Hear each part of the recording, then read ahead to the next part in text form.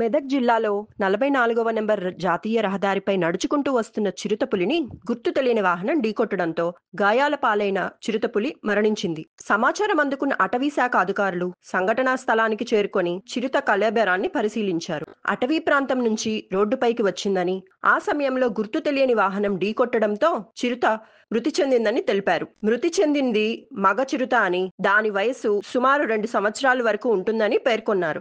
రాత్రి రహదారిపైకి వచ్చిన చిరుత అదే సమయంలో హైదరాబాద్ వైపు నుంచి వస్తున్న వాహనం ఢీకొట్టడంతో చిరుత తీవ్రంగా గాయపడి మృతి చెందినట్లు తెలుస్తుంది.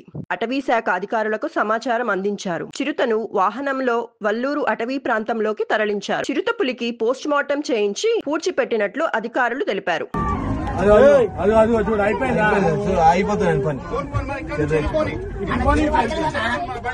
బండి కిందికి వస్తావన్న వద్దన్న బండి కిందికి వస్తావు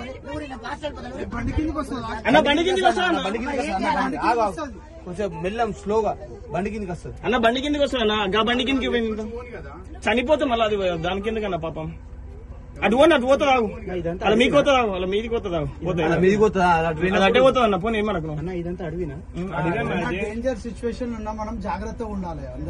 అదేం కదన్న అది ముడి నడిమి దాని పని అయిపోతుంది ఇప్పుడు జర్రైతే